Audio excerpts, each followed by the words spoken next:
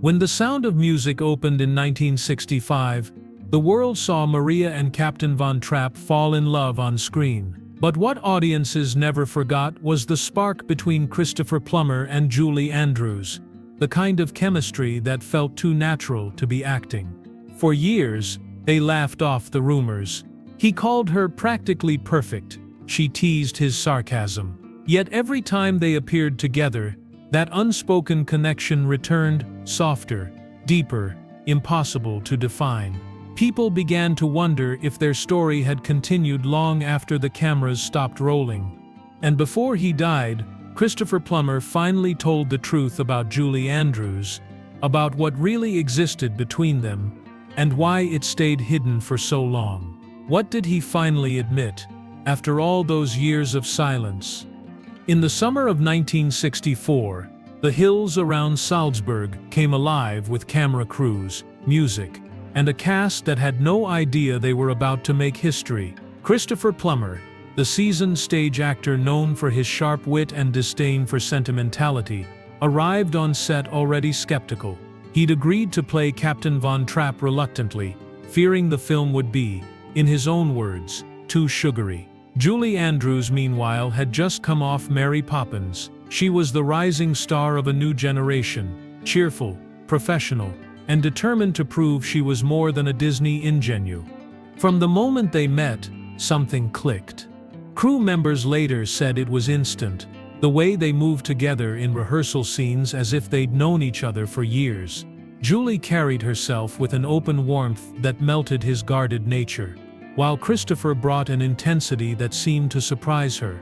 Their very differences, her optimism and his dry humor, created a tension that felt alive. When cameras rolled, that spark transferred effortlessly to film. It wasn't practiced or rehearsed, it was simply there, between them. During early shoots in the Austrian countryside, they often spent hours waiting for light or weather to cooperate. Between takes, they'd sit at a piano, trading songs or teasing each other over forgotten lines. Julie once joked that his voice could make a window pane crack, and he answered by calling her laugh a trumpet of sunshine. It was playful, but beneath it ran something quieter, admiration. Even as they laughed, both seemed aware that they were standing in rare emotional territory, the kind that can't be planned. The film's famous ballroom scene captured that tension perfectly. As the captain takes Maria's hand and leads her into a dance, something shifts. The music slows, their eyes lock, and for a moment, the rest of the room disappears. That wasn't acting. Plummer later admitted that the emotion he felt in that scene startled him. That it wasn't just the character losing control but himself. He didn't say it publicly then, but the people watching that day saw it. The smile, the stillness, the subtle intake of breath before the dance begins. It was real. Julie, for her part, carried herself with quiet grace throughout the production. She never blurred the line between fiction and life, yet she seemed to understand the tenderness that hung unspoken between them. The crew often described how their energy changed when they were together, lighter, more focused, even mischievous. In the evenings they would walk back from set talking about music, family, and theater. To outsiders, it looked like friendship. But to those nearby, it was something else entirely. A connection that seemed too natural to fit inside the boundaries of a film set. By the time shooting wrapped, their dynamic had become the heart of The Sound of Music. What began as simple casting had turned into the kind of cinematic pairing that people would talk about for generations. Yet as the cameras packed up and the snow melted from the mountains, both Christopher and Julie understood that something delicate had formed, something they couldn't label without changing everything. He would later call that time a golden summer I never forgot. She would call him my partner in mischief. But in those quiet words, a truth lingered, that what grew between them was neither fleeting nor forgotten. It was the beginning of a bond that would follow them for the rest of their lives. But if the spark was so undeniable, what stopped it from becoming something more? When filming moved to Salzburg's old abbey and hillside meadows, the days grew longer, colder, and strangely intimate. Away from the spotlight, The cast became a small family, but Christopher and Julie existed in their own rhythm. He would lean against the piano, cigarette in hand, pretending to grumble about the endless songs, while she'd roll her eyes and start humming just loud enough for him to join in. It became their unspoken game, a ritual that drew them closer with every passing week. What neither of them admitted was how deeply they had come to depend on each other's presence. Christopher was in his mid-30s, newly married yet restless, still chasing the seriousness of theater. Julie was balancing early fame with the weight of new motherhood, often calling home between scenes to speak to her infant daughter. Both were standing at crossroads in their lives, and somehow the other's company made those long days feel lighter. There was a mutual respect, but there was also something far more dangerous, a feeling that could so easily slip into affection. Crew members began to whisper. During breaks, she'd fix the lapel of his costume, or he'd tuck a stray strand of hair behind her ear before a take. They weren't grand gestures, just small instinctive moments of care. When the director called cut, they would hold each other's gaze for a fraction longer than necessary, a pause that carried more truth than any scripted line. The emotion between them peaked during the filming of Something Good, the quiet love song beneath the gazebo. Rain was pouring down, lights flickered, and both actors were exhausted. But when they began to sing, the exhaustion dissolved. Plummer later admitted that he felt an unexpected lump in his throat, not from the scene, but from her. He said there was something in Julie's eyes that felt entirely sincere. What audiences would one day see as Maria falling for the captain was, in that moment, something much more fragile and real. After each take, they would retreat to separate corners of the set, neither speaking about what had just happened. That silence became its own kind of confession. For Julie, the boundaries were clear. She was a wife and mother, with a public image built on grace. For Christopher, the temptation to break that boundary came with equal fear of scandal, of misunderstanding, of losing the very friendship that grounded him. When production ended, their parting was bittersweet. The cast gathered for goodbyes, the hills quiet again. He kissed her hand lightly, and she smiled with the restraint of someone who knows what can never be said. Years later, he would recall that moment as a farewell without words. And Julie, in interviews, always hesitated when asked about him, her smile softening into silence. Their connection had crossed into something undefined, not romance, not friendship, but an intimacy that lived in the spaces between. It was safer left unspoken, and yet neither of them truly let it go. Time would scatter them across continents and careers, but that invisible thread remained. Whenever they met again, decades later, it was as if no time had passed. The same teasing warmth, the same look of recognition, and still the same unspoken question lingered in the air. What might have happened if life had let them be more than just co-stars? When the sound of music ended, so did the illusion of shared time. The cast scattered, the sets were dismantled, and Christopher returned to the stage while Julie went home to her family. Yet even as their lives moved in opposite directions, neither could escape the shadow of that bond. Whenever he spoke of Salzburg, his tone softened. Whenever she mentioned the film, her voice carried a quiet warmth reserved for him alone. The world saw them as two different kinds of stars. She, the embodiment of grace and optimism. He, the restless craftsman chasing complex roles. But beneath that difference was a connection that outlasted every headline. They wrote each other from time to time, short letters full of wit and genuine affection. Christopher would send a teasing note after watching one of her television specials, signing it, "Your devoted captain." Julie replied with postcards from her travels, always adding one line that seemed to say more than it should, "Thinking of you." Years turned into decades. Marriages came and went. Successes and failures piled up. Yet each time they crossed paths, a film festival, an award ceremony, a quiet dinner in New York, something old and unspoken returned. Witnesses recalled that the room always seemed to pause when they embraced, as if time itself hesitated to interrupt. He would joke, she would laugh, and then there'd be that small silence, the same pause from the dance hall in Salzburg, still echoing 40 years later.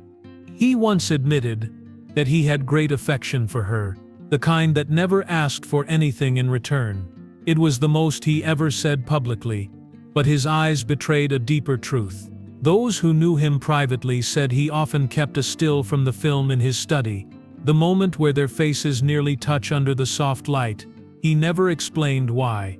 Julie carried the same loyalty. Through the losses that marked her later years, she spoke of Christopher as her dearest friend. But the way she said it, the lingering breath before his name, made it clear that friend was only one part of the story. People close to her said she never let anyone speak of him dismissively. To her, he wasn't the gruff co-star or the difficult perfectionist some described. He was the man who had seen her at her most vulnerable, when she was young, uncertain, and balancing fame with family. Even after 50 years, the memory of that first connection seemed untouched. When the film reached its golden anniversary, the two reunited on stage. The audience cheered, but they hardly noticed. They clasped hands, smiling at each other, with that same familiar tenderness. There was no performance in that moment. No lines, no cameras, no characters. Only two lives that had intersected once, impossibly, and never quite drifted apart. He later said those reunions felt like coming home. She said simply, "We never stopped being close." Behind the careful words lay a truth neither could ever fully share, that some bonds are meant to last quietly, surviving not through possession, but through memory. And for both of them, memory was enough. By the time the two reached their 70s, their names had become part of Hollywood's history. The Sound of Music was no longer just a film, it was an era, preserved in song and memory. Each anniversary brought new interviews, retrospectives, and inevitably questions about the magic between them. Every time a reporter brought up their chemistry, Julie would smile, tilt her head, and say something modest like, "We just adored each other." Christopher would grin, calling her too perfect, and joking that he had fallen in love with Maria, not Julie. But behind the humor, there was something unguarded in his tone, as if the years had worn down his defenses. In private, he spoke of her differently. Friends recalled that her name came up often, especially after a glass of wine and an old song playing in the background. He'd describe her as the rarest kind of woman, one you admire too much to risk losing. It was the sort of confession that never made headlines but stayed with the people who heard it. When asked why he never pursued her, he would shake his head and say, "Because what we had was untouched, and I wanted it to stay that way." Julie, too, held her silence carefully. She'd endured heartbreak and loss, a marriage that faded, the death of her husband, Blake Edwards. And yet, whenever Christopher's name appeared in conversation, her face lit up. On the set of a reunion special, someone asked her what he meant to her after all those years. She hesitated, choosing her words the way one chooses something fragile. "He made me laugh," she said finally, "and he made me feel seen." It was a simple statement, but in Julie's quiet dignity, it carried the weight of something deeper, affection that had never faded, even after half a century. As they grew older, they appeared together more often. Award ceremonies, tributes, charity events. The affection between them was unmistakable. When they embraced, he would hold her a moment longer than politeness required, his hand resting lightly on her shoulder. She would look up at him with that familiar warmth, a look that seemed to belong only to him. Their connection had matured into something both public and private, a secret kept in plain sight. During one anniversary interview, Christopher let slip a line that startled those who'd followed their story for years. He said that working with Julie had been the best decision I ever made, even if I didn't know it at the time. It sounded casual, almost rehearsed, but the softness in his expression told another story. He looked away before finishing the thought, a habit he'd always had when emotion threatened to surface. In those later years, people began to understand that theirs was not a story of lost love, but of love transformed. Neither had needed the other to define their lives, yet both seemed incomplete without that shared chapter. Their friendship had outlasted rumors, marriages, and time itself. What began as chemistry had become constancy, something so steady, so quiet, it no longer needed explanation. When asked once more, late in life, if anything had ever happened between them, Christopher only smiled and said, "Everything that needed to." And with that, he left the question hanging in the air, an answer that said more than words ever could. In his final years, Christopher Plummer spoke less of career and more of connection. The applause, the awards, even the roles that once defined him seemed to fade beside the few relationships that truly mattered. And when her name appeared in conversation, his voice always changed, softer, reflective, touched by something that sounded like peace. Friends noticed it immediately. They said he spoke of Julie Andrews as though she were a memory that still lived beside him. When a biographer asked him what the sound of music had really meant to him, he paused for a long moment before answering. He admitted that for decades he had joked about the film, pretending to resent its sweetness. But the truth, he said, was that it had given him something he could never replace: Julie's presence. She was the heart, he said quietly. The film worked because of her, and because she made me better. It was a confession stripped of performance, spoken not as a star, but as a man nearing the end of his story. Julie remained equally loyal. Even as the years took their toll, she carried that friendship with quiet grace. When Christopher fell ill, she sent letters, flowers, and later, messages that his wife would read aloud by his bedside. One of his caretakers remembered him smiling when he heard her name, whispering, "Tell her she was my favorite." It wasn't grand or dramatic, just the final truth from a man who had spent a lifetime guarding his heart. When news of his passing came in early 2021, Julie's statement was brief but heavy with meaning. "The world has lost a consummate actor," she said, "and I have lost a cherished friend." For those who knew the history between them, those words carried the echo of something more. She didn't need to elaborate. Her grief spoke volumes, not the grief of romance, but of a soul who had found its mirror once and never again. In the weeks that followed, old clips of them resurfaced. Interviews where they exchanged jokes, moments from the set, their reunion on stage during the film's 50th anniversary. Viewers noticed how, even in later years, they would glance at each other mid-sentence, as though remembering a secret only they shared. That was the truth he had finally revealed before his death, that what they shared had been real, enduring, and untouched by time. He never called it love, yet everything about the way he spoke of her suggested that's what it had always been. Not the kind found in tabloids or scandals, but the quieter kind, the one that asks for nothing, keeps its promise in silence, and survives even after goodbye. Julie later said she felt him with her every time the music plays. It was the perfect closing note to a story that had never really ended. They had started as co-stars, become friends, and grown into something beyond words. And in the end, Christopher Plummer gave the world one final gift: the truth that their connection had never been fiction at all. For more than half a century, Julie Andrews and Christopher Plummer shared a connection that defied definition. What began as a spark on a film set became a lifelong bond that no rumor or distance could erase. Their story was never about confession or scandal. It was about two people who found something extraordinary in each other, something that didn't need to be named to be real. When he finally spoke of her before his passing, it wasn't with regret, but with gratitude. He had spent his life searching for roles that challenged him, but it was Julie who revealed his humanity. And though time took them in different directions, their story remains preserved, not in the lines they spoke on screen, but in the glances, the laughter, and the silences that said everything.